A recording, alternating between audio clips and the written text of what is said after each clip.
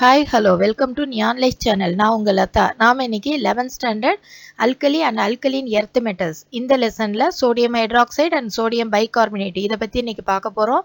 இதுவரைக்கும் நீங்க subscribe பண்ணலனா மறக்காம subscribe பண்ணிக்கங்க. அப்படியே bell பட்டனையும் click பண்ணிக்கங்க. அந்த மாதிரி நீங்க click பண்ணும்போது மட்டும் தான் உங்களுக்கு notification கரெக்ட்டா வரும். வாங்க வீடியோக்குள்ள போலாம்.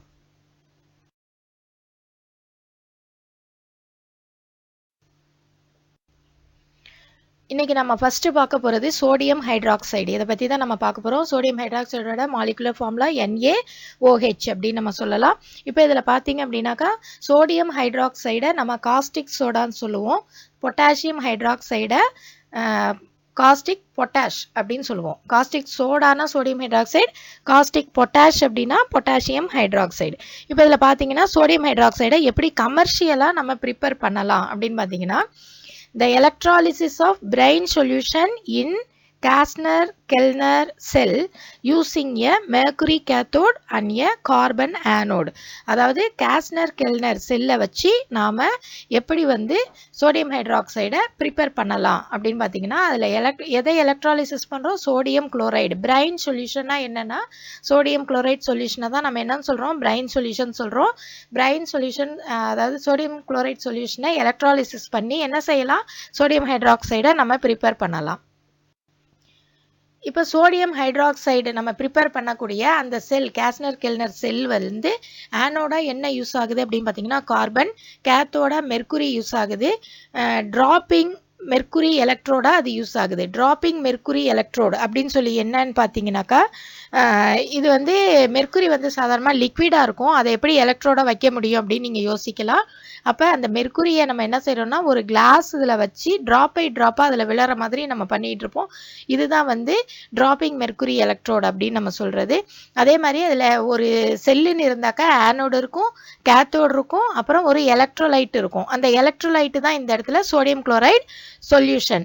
இதை நம்ம பிரைன் சொல்யூஷன் சொல்கிறோம். ஏன் பிரைன் சொல்யூஷன் சொல்கிறோம்னாக்கா, 10% சோடியம் குளோரைடு சொல்யூஷனை தான் நம்ம என்னன்னு சொல்கிறோம்? பிரைன் சொல்யூஷன் சொல்கிறோம்.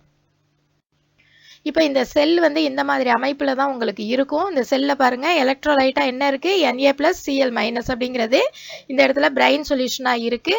ஒரு எலக்ட்ரோலைட் மெர்க்குரியாக இருக்குது, இன்னொரு எலக்ட்ரோலைட் என்னவா இருக்குது? Carbon electrode. ஒரு எலக்ட்ரோடு மெர்க்குரியாக இருக்குது, இன்னொரு எலக்ட்ரோடு கார்பனாக இருக்குது. அப்போ மெர்க்குரி எலக்ட்ரோடு அப்படிங்கிறத நம்ம இங்கே என்னன்னு சொல்கிறோம்? கேத்தோடாக இருக்குது. கார்பன் எலக்ட்ரோடு ஆனோடாக இருக்குது. இதுக்கு நடுவில் நம்ம ஒரு டிசி கரண்ட்டை நம்ம பாஸ் பண்ணும்போது என்ன ஆகும்? நமக்கு சோடியம் ஹைட்ராக்சைடு கிடைக்கும். இதுல ரியாக்ஷன்ஸ் எப்படி நடக்குதுங்கிறத நம்ம பார்க்கலாம். இப்போ பார்த்தீங்கன்னா, கேத்தோட்ல என்ன ரியாக்ஷன்ஸ் நடக்குது அப்படின்னு ஃபர்ஸ்ட் பார்க்க போகிறோம். சோடியம் மெட்டல் என்ன செய்யுது? டிஸ்சார்ஜ் ஆகுது. இப்போ சோடியம் அயான், அதாவது சோடியம்ங்கிறது ஒரு கேட்டையான்ங்கிறதுனால அது எங்கே போய் கேத்தோட்ல போய் என்ன செய்யுது? டிஸ்சார்ஜ் ஆகுது. அப்போ Na+ அங்கே போயிட்டு என்ன செய்யுது? திரும்ப ஒரு எலக்ட்ரானை அதை அக்செப்ட் பண்ணிக்குது, ஏற்றுக்குது. அக்செப்ட் பண்ணி அது என்னவா மாறுது? சோடியமாக மாறுது. சோடியம் அமால்கமா மாறுது. என்ன செய்யுது? சோடியம் அமால்கமா மாறுது. பாருங்க, sodium metal is discharged at the cathode and combines with mercury to form sodium amalgam. இப்போ நெக்ஸ்ட் நீங்கள் ஆனோடில் என்ன ரியாக்ஷன் அப்படின்னு நம்ம பார்க்கலாம். Chlorine gas is evolved at the anode. ஆனோடில் என்ன ஆகுது? Cl- என்ன செய்யும்? குளோரைடு அயான்ஸ் எங்கே போகும்? ஆனோட நோக்கி போகும். அந்த மாதிரி போகும்போது ஆனோடில் அது டிஸ்சார்ஜ் ஆகும். அப்போ அந்த இடத்துல என்ன ஆகும்? குளோரின் கேஸ் எவால்வ் ஆகும். அப்போ குளோரின் கேஸ் எவால்வ் ஆகும்னா ஒரு எலக்ட்ரானை அந்த இடத்துல என்ன செய்யும்? லூஸ் பண்ணும். ஒரு எலக்ட்ரானை லூஸ் பண்ணி குளோரினா அது என்ன செய்யுது? குளோரின் கேஸாக அது எவால்வ் ஆகுது. இது ஆனோடில் நடக்கக்கூடிய ரியாக்ஷன். அப்போது இந்த சோடியம் அமால்கமா இருக்குது இல்லையா? எப்போவுமே சோடியம் அன்ஸ்டேபிள், உங்களுக்கு தெரியும். ரொம்ப நேரம் அப்படியே இருக்காது. அது என்ன செய்யும்னா வாட்டரோட ரியாக்ட் ஆகும். ரியாக்ட் ஆகி அது என்ன செய்யுது? சோடியம் ஹைட்ராக்சைடாக ஃபார்ம் ஆகுது. அப்போ 2Na அப்படிங்கிறது sodium amalgam plus water H2O gives 2NaOH அப்படிங்கிறது சோடியம் ஹைட்ராக்சைடு ப்ளஸ் மெர்க்குரிங்கிறது Hg ப்ளஸ் ஹைட்ரஜன் என்ன செய்யுது? எவால்வ் ஆகுது. இப்போ இதில் பார்த்தீங்க அப்படின்னாக்கா, ரெண்டு ப்ரிப்பரேஷன் நடக்குதுன்னே இதை நம்ம எடுத்துக்கலாம். எப்படின்னா, ஒரு இதில் குளோரின் ப்ரிப்பரேஷனும் நடக்குது, இன்னொரு இதில் அல்கலி ப்ரிப்பரேஷனும் நடக்குது. இந்த மாதிரி ரெண்டு ப்ரிப்பரேஷன் நடக்கக்கூடிய இந்த மாதிரியான இண்டஸ்ட்ரியை நம்ம என்னன்னு சொல்கிறோம்? குளோர் அல்கலி இண்டஸ்ட்ரீஸ் அப்படின்னு நம்ம சொல்லலாம். இந்த மாதிரி தான் நம்ம சோடியம் ஹைட்ராக்சைடை என்ன செய்கிறோம், தயாரிக்கிறோம். இப்போ இதில் பார்த்தீங்கன்னா அதோட ப்ராப்பர்ட்டிஸ் நம்ம பார்க்கலாம். Sodium hydroxide white, translucent, deliquescent solid. It dissolves in water to give strong alkaline solution. இது வாட்டரில் டிசால்வ் ஆச்சுன்னா ஸ்ட்ராங்கான அல்கலின் சொல்யூஷனாக இது இருக்கும். It melts at 591 kelvin. பாருங்க இதோட மெல்டிங் பாயிண்ட் எவ்வளவா இருக்குன்னு 591 கெல்வின்ல இது மெல்ட் ஆகும்.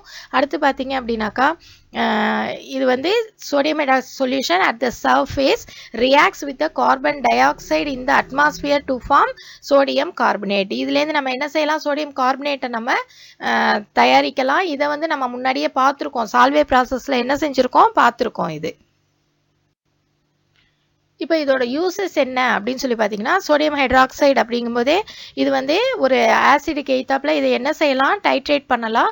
அதனால இது ஒரு லெபார்டரி ரியேஜெண்ட்டாக இருக்குது. அதுக்கப்புறம் பாக்சைட்டுங்கிறது உங்களுக்கு தெரியும், அலுமினியத்தோட முக்கியமான ஒரு ஓர் வந்து என்னது, பாக்சைட். அந்த பாக்சைடை பியூரிஃபை பண்ணுறதுல இது யூஸ் ஆகுது.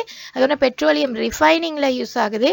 அதுக்கப்புறம் மெர்சரைசிங் காட்டன் ஃபேப்ரிக்ஸ் தயாரிக்கக்கூடிய அந்த டெக்ஸ்டைல் இண்டஸ்ட்ரியில் இது யூஸ் ஆகுது.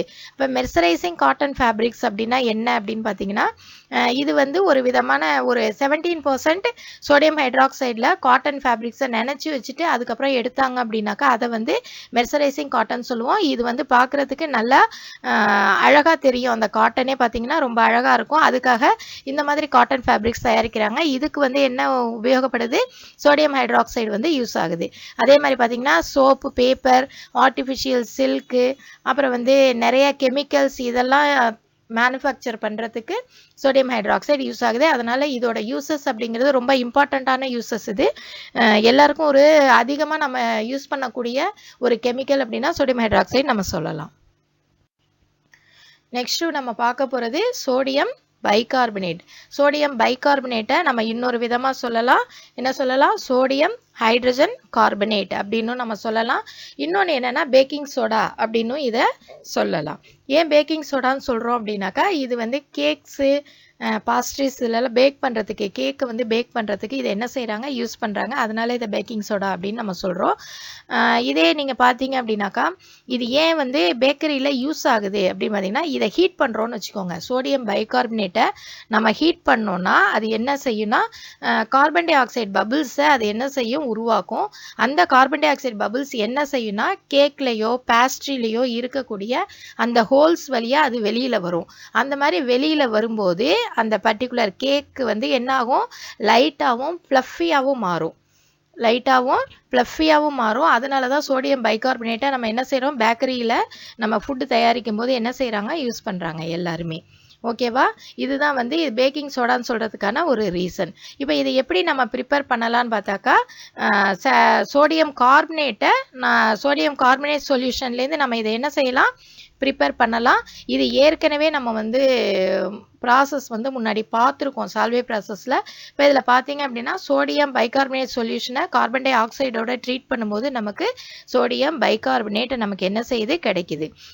இதோட ப்ராப்பர்ட்டிஸ் பார்த்தீங்கன்னா, இது white crystalline powder of sodium bicarbonate being less soluble precipitated out. இது வந்து இதோட யூசஸ் என்ன அப்படின்னு பார்த்தீங்கன்னாக்கா, பேக்கிங் இன்க்ரீடியண்ட்டாக இருக்குது, ஆன்டிசெப்டிக்காக பயன்படுது. எதுலன்னா ஸ்கின் இன்ஃபெக்ஷன்லாம் நடக்கும்போது அதில் ஆன்டிசெப்டிக்காக இது யூஸ் ஆகுது. ஃபயர் எஸ்டிங்கிஷரில் இது என்ன செய்யுது, யூஸ் ஆகுது. ஃபயர் எஸ்டிங்கிஷருங்கிறது ரொம்ப ஒரு முக்கியமான யூஸாக இருக்குது இதில். எதுக்கு, சோடியம் பைகார்பனேட்டுக்கு. இது வரைக்கும் நாம் வந்து இம்பார்ட்டன்ட் காம்பவுண்ட்ஸ் எல்லாமே பார்த்துட்டோம். இதில் ரொம்ப இம்பார்ட்டண்ட்டாக இன்னொரு டாபிக் வந்து உங்களுக்கு தனியாக கொடுத்துருக்காங்க. என்னன்னு பார்த்தீங்கன்னா, biological importance of sodium and potassium. Sodium and பொட்டாசியத்தோட பயாலஜிக்கல் இம்பார்ட்டன்ஸ் பற்றி கொடுத்துருக்காங்க. அதாவது monovalent sodium and potassium ions are found in large proportions in biological fluids. Biological ஃப்ளூயிட்ஸில் சோடியம் அயான்ஸும் பொட்டாசியம் அயான்ஸும் ரொம்பவே இருக்குது.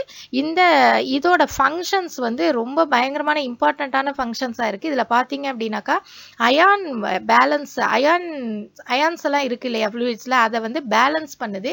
அதனால நம்ம நர்வ்ஸில் வந்து அந்த இம்பல்ஸ் கண்டக்ஷன் வந்து கரெக்டாக நடக்குது. இந்த அயான் பேலன்ஸை இது மெயின்டைன் பண்ணுறதுனால நர்வ் இம்பல்ஸ் கண்டக்ஷன் வந்து கரெக்டாக நடக்குது. அதற்கு வந்து இந்த சோடியம் அண்ட் பொட்டாசியம் அயான்ஸ் வந்து யூஸ் ஆகுது. இப்போ சாதாரணமாக இதோட இம்பார்ட்டன்ஸ் நம்ம தெரிஞ்சுக்கணும் அப்படின்னா, ஒரு விஷயம் பார்த்தாலே நமக்கு தெரியும். ஒரு 70 கிலோகிராம் கிராம் ஒரு மனிதன் இருக்கான் அப்படின்னு வச்சுக்கிட்டாக்கா 70 கிலோ வெயிட் இருக்க ஒருத்தன் உடம்புல வந்து பார்த்தீங்கன்னாக்கா 90 கிராம் வந்து சோடியம் இருக்குது, 170 கிராம் வந்து பொட்டாசியம் இருக்குது. ஆனால் இரும்பு பார்த்தீங்க, அயர்ன் பார்த்தீங்கன்னா 5 கிராம்ஸ் இருக்குது, அதே 0.06 கிராம் தான் காப்பர் இருக்குது. அப்போது சோடியத்தோட பொட்டாசியத்தோட இம்பார்ட்டன்ஸ் என்ன அப்படிங்கிறது உங்களுக்கு இப்போ புரிஞ்சிருக்கும். இப்போ நெக்ஸ்ட்டு பார்த்தீங்க அப்படின்னாக்கா இது வந்து பிளட் பிளாஸ்மாவில் இருக்குது, அதுக்கப்புறம் பார்த்தீங்கன்னா செல்லை சுற்றி இருக்கக்கூடிய இன்டர்ஸ்டிஷியல் ஃப்ளூயிடில் இருக்குது. இது வந்து என்ன செய்யுதுன்னா நர்வ் சிக்னல்ஸை கரெக்டாக டிரான்ஸ்மிட் பண்ணுறதுக்கு யூஸ் ஆகுது. நர்வ் சிக்னல்ஸை கரெக்டாக டிரான்ஸ்மிட் பண்ணுறதுக்கு நம்ம பிரெயினுக்கெல்லாம் டிரான்ஸ்மிட் பண்ணது இல்லையா, அதுக்கு இது ரொம்ப யூஸ் ஆகுது. அதனால தான் நம்ம வாசனையெல்லாம் நுகர்ந்து அதை நம்ம என்ன செய்கிறோம், மூளைக்கு அனுப்புகிறோம், அது நம்ம சிக்னல்ஸாக போகுது அப்படின்னா அந்த டிரான்ஸ்மிஷனுக்கு இது ரொம்ப ஹெல்ப் பண்ணுது. அடுத்து பார்த்தீங்கன்னா சுகர்ஸ், அமினோ ஆசிட்ஸ் இதெல்லாம் செல்களுக்குள்ளே டிரான்ஸ்போர்ட் பண்ணுறதுக்கு இந்த சோடியம் அண்ட் பொட்டாசியம் அயான்ஸ் வந்து யூஸ் ஆகுது. நெக்ஸ்ட் பார்த்தீங்க அப்படின்னாக்கா thus potassium ions are the most abundant cations within cell fluids where they activate many enzymes, participate in the oxidation of glucose to produce ATP, and with sodium are responsible for the transmission of nerve signals. அதே மாதிரி தான் potassium அயான்ஸும் ரொம்ப இம்பார்ட்டண்ட்டாக இருக்குது. செல் ஃப்ளூயிடில் அதிகமாக காணப்படுற கேட்டயானில் potassium அயான்ஸும் ஒன்று. இது glucose ஆக்சிடேஷனில் ATP produce பண்ணுறதுல இது ரொம்ப முக்கியமாக பார்ட்டிசிபேட் பண்ணுது. அதே மாதிரி பார்த்தீங்கன்னா sodium potassium pump play an important role in transmitting nerve signals. இதுதான் ரொம்ப முக்கியமான பாயிண்ட்னாலே இது மட்டும்தான் என்னன்னாக்கா நர்வ் சிக்னல்ஸை இது டிரான்ஸ்மிட் பண்ணுது.